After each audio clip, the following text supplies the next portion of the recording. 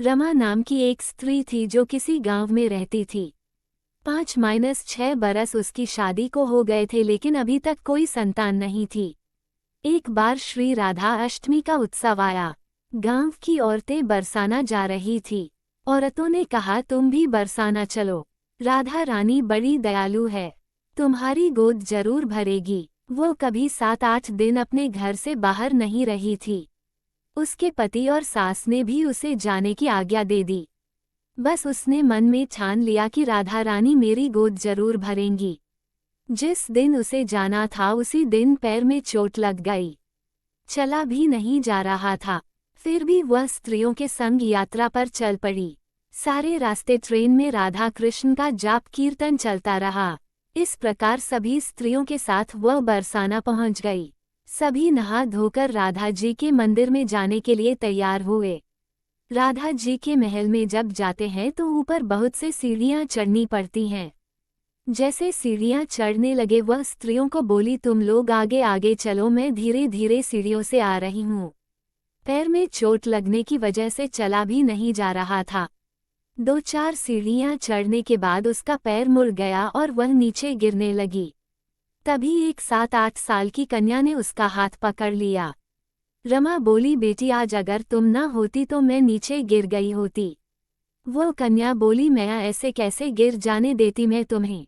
रमा ने पूछा, बेटी तुम्हारा क्या नाम है? वह बोली, लाडो नाम है मेरा, यही पास में रहती हूँ। वे दोनों सीढ़ियों पर बैठ गए। लाडो कहने लगी, मैया मेरे लिए क्या लाई हो? ना कोई जान पहचान और लाडो ऐसी बात कर रही है। रमा ने सोचा। फिर रमा ने कहा, लाडो मैं कल तुम्हारे लिए लेकर आऊंगी, तुम्हें क्या पसंद है? लाडो बोलती है, मुझे नथनी, गले का हार, कान के कुंडल, चूड़ियां, मेहंदी, घाघरा चोली, यह सब चीजें पसंद है, कुछ भी ले आना। इतना कहकर वह बालिका भाग गई। जैसे तैसे रमा भी मंदिर में दर्शन करके लौट आई। आकर सोचने लगी उस बालिका के बारे में, और बाजार से उसने गले का हार और चूड़ियां उसके लिए लाई। अगले दिन वहीं जहां मिले थे वह लाडो उसका इंतजार करते मिली। चूड़ियां और गले का हार जैसे उसे दिया वह बोली, बस इतनी सी ही और चीजें नहीं लाए, और वह मुंह फुलाकर बैठ गई। तब रमा बोली, अभी मैं 8 दिन यहीं पर हूँ, रोज तुम्हारे लिए कुछ ना कुछ लाया करूंगी। ये सुनकर लाडो उसकी गोदी में बैठ गई और गले से लग गई। रमा तो रोने लगी, उसे जैसे एक संतान मिल गई। खूब प्यार से उसके सिर पर हाथ फेरा। ऐसे ही वह फिर चली गई। रमा ने मंदिर से आकर घाघरा और चोली उसके लिए बनवाए। ऐसे ही रोज कुछ ना कुछ वह उसे देती। एक दिन रमा कहती है, अब ये सारी चीजें मुझे पहनकर भी तो दिखा कैसी लगती है। लाडो बोली, कल राधा अष्टमी है, कल पहनूंगी। इस बार लाडो के साथ एक लड़का भी था। उसे देखकर रमा ने कहा, आज पता नहीं मेरे मन में क्या आया, मैंने एक धोती और मुकुट मोर वाला लिया है, क्या मैं इसे दे दूं? लाडो बोली, यह कनुआ है, मेरे साथ ही रहता है, हाँ तुम इसे दे दो। ऐसा कहकर वे दोनों सामान लेकर चले गए। अगले दिन राधाष्टमी थी। जब रमा सीढ़ियों पर आई वहां उसे आज कोई ना मिला। बहुत इंतजार के बाद जब वह मंदिर में पहुंची तो वहां बहुत भीड़ थी। कीर्तन और नृत्य हो रहा था। इसी तरह भीड़ को चीरती हुई वह आगे पहुंची और वहां देखकर राधा जी को देखा और ठाकुर जी को देखा। वही सामान सब जो वह लाई थी उन्होंने धारण किया हुआ था। वह पत्थर सी हो गई, आंखों से आंसू बहने लगे। बात समझते देर न लगी कि वो लाडो राधा जी और कनुआ कृष्ण जी हैं। स्वयं जगत के पालनहार उसके पास आते हैं। राधा जी उसकी गोदी में बैठती हैं और उसे मात्र सुख प्रदान करती है। वह तो जैसे बावरी हो गई। दिन रात लाडो लाडो कहती रहती, पुकारती रहती। वह स्त्रियों से बोली, तुम लोग घर जाओ, मैं नहीं जाऊंगी। उसकी सास और पति भी उसे लेने आए, पर वह साथ नहीं गई। अब तो प्रतिदिन वह सीढ़ियों पर बैठे बैठे आंसुओं से सीढ़ियां धोती, पलकों से बुहारती। ऐसा करते करते उसे 30 बरस हो गए। एक दिन एक बालिका उसका हाथ पकड़कर ऊपर अटालिका में ले गई। वहां जाकर बोलती है, लो आ गई तेरी लाडो। ऐसा कहकर बाहें फैलाकर रमा को बुलाने लगी और अपने गले लगा लिया। उस दिन रमा ऐसे गले लगी कि इस पार्थिव शरीर को छोड़कर सदा के लिए अपनी लाडो के पास चली गई। इस घटना से हम सबको ये सीख मिलती है कि जो भी आशा रखे, चाहे वह सकाम हो या निष्काम, केवल भगवान से ही रखें। एक न एक दिन अवश्य मिलते हैं। आशा एक राम जी से दूजी आशा छोड़ दे, नाता एक राम जी से दूजा नाता तोड़ दे। बोलिए भक्त और उनके भगवान की जय, बरसाने वाली सरकार की जय हो। श्यामा प्यारी कुंज बिहारी की जय, श्री कुंज बिहारी श्री हरिदास की जय। जय जय श्री राधे। रमा नाम की एक स्त्री थी जो किसी गांव में रहती थी। 5-6 बरस उसकी शादी को हो गए थे, लेकिन अभी तक कोई संतान नहीं थी। एक बार श्री राधा अष्टमी का उत्सव आया। गांव की औरतें बरसाना जा रही थी। औरतों ने कहा, तुम भी बरसाना चलो, राधा रानी बड़ी दयालु है, तुम्हारी गोद जरूर भरेगी। वो कभी 7-8 दिन अपने घर से बाहर नहीं रही थी। उसके पति और सास ने भी उसे जाने की आज्ञा दे दी। बस उसने मन में ठान लिया कि राधा रानी मेरी गोद जरूर भरेंगी। जिस दिन उसे जाना था उसी दिन पैर में चोट लग गई, चला भी नहीं जा रहा था। फिर भी वह स्त्रियों के संग यात्रा पर चल पड़ी। सारे रास्ते ट्रेन में राधा कृष्ण का जाप कीर्तन चलता रहा। इस प्रकार सभी स्त्रियों के साथ वह बरसाना पहुंच गई। सभी नहा धोकर राधा जी के मंदिर में जाने के लिए तैयार हुए। राधा जी के महल में जब जाते हैं तो ऊपर बहुत से सीढ़ियां चढ़नी पड़ती हैं। जैसे सीढ़ियां चढ़ने लगे वह स्त्रियों को बोली, तुम लोग आगे आगे चलो, मैं धीरे धीरे सीढ़ियों से आ रही हूँ। पैर में चोट लगने की वजह से चला भी नहीं जा रहा था। 2-4 सीढ़ियां चढ़ने के बाद उसका पैर मुड़ गया और वह नीचे गिरने लगी।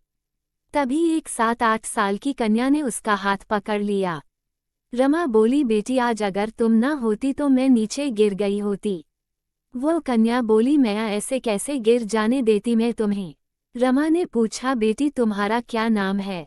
वह बोली, लाडो नाम है मेरा, यही पास में रहती हूँ। वे दोनों सीढ़ियों पर बैठ गए।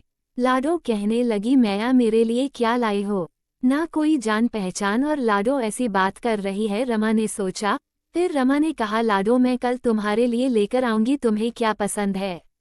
लाडो बोलती है, मुझे नथनी, गले का हार, कान के कुंडल, चूड़ियां, मेहंदी, घाघरा चोली, यह सब चीजें पसंद है, कुछ भी ले आना। इतना कहकर वह बालिका भाग गई। जैसे तैसे रमा भी मंदिर में दर्शन करके लौट आई। आकर सोचने लगी उस बालिका के बारे में, और बाजार से उसने गले का हार और चूड़ियां उसके लिए लाई। अगले दिन वहीं जहां मिले थे वह लाडो उसका इंतजार करते मिली। चूड़ियां और गले का हार जैसे उसे दिया वह बोली, बस इतनी सी ही और चीजें नहीं लाए, और वह मुंह फुलाकर बैठ गई। तब रमा बोली, अभी मैं 8 दिन यहीं पर हूँ, रोज तुम्हारे लिए कुछ ना कुछ लाया करूंगी। ये सुनकर लाडो उसकी गोदी में बैठ गई और गले से लग गई। रमा तो रोने लगी, उसे जैसे एक संतान मिल गई। खूब प्यार से उसके सिर पर हाथ फेरा। ऐसे ही वह फिर चली गई। रमा ने मंदिर से आकर घाघरा और चोली उसके लिए बनवाए। ऐसे ही रोज कुछ ना कुछ वह उसे देती। एक दिन रमा कहती है, अब ये सारी चीजें मुझे पहनकर भी तो दिखा कैसी लगती है। लाडो बोली, कल राधा अष्टमी है, कल पहनूंगी। इस बार लाडो के साथ एक लड़का भी था। उसे देखकर रमा ने कहा, आज पता नहीं मेरे मन में क्या आया, मैंने एक धोती और मुकुट मोर वाला लिया है, क्या मैं इसे दे दूं? लाडो बोली, यह कनुआ है, मेरे साथ ही रहता है, हाँ तुम इसे दे दो। ऐसा कहकर वे दोनों सामान लेकर चले गए। अगले दिन राधाष्टमी थी। जब रमा सीढ़ियों पर आई वहां उसे आज कोई ना मिला। बहुत इंतजार के बाद जब वह मंदिर में पहुंची तो वहां बहुत भीड़ थी। कीर्तन और नृत्य हो रहा था। इसी तरह भीड़ को चीरती हुई वह आगे पहुंची और वहां देखकर राधा जी को देखा और ठाकुर जी को देखा। वही सामान सब जो वह लाई थी उन्होंने धारण किया हुआ था। वह पत्थर सी हो गई, आंखों से आंसू बहने लगे। बात समझते देर न लगी कि वो लाडो राधा जी और कनुआ कृष्ण जी हैं। स्वयं जगत के पालनहार उसके पास आते हैं। राधा जी उसकी गोदी में बैठती हैं और उसे मातृ सुख प्रदान करती है। वह तो जैसे बावरी हो गई, दिन रात लाडो लाडो कहती रहती, पुकारती रहती। वह स्त्रियों से बोली, तुम लोग घर जाओ, मैं नहीं जाऊंगी। उसकी सास और पति भी उसे लेने आए, पर वह साथ नहीं गई। अब तो प्रतिदिन वह सीढ़ियों पर बैठे बैठे आंसुओं से सीढ़ियां धोती, पलकों से बुहारती। ऐसा करते करते उसे 30 बरस हो गए।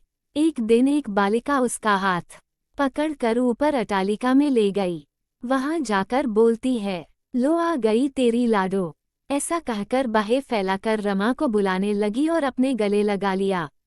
उस दिन रमा ऐसे गले लगी कि इस पार्थिव शरीर को छोड़कर सदा के लिए अपनी लाडो के पास चली गई। इस घटना से हम सबको ये सीख मिलती है कि जो भी आशा रखें, चाहे वह सकाम हो या निष्काम, केवल भगवान से ही रखें। एक न एक दिन अवश्य मिलते हैं। आशा एक राम जी से दूजी आशा छोड़ दे, नाता एक राम जी से दूजा नाता तोड़ दे। बोलिए भक्त और उनके भगवान की जय।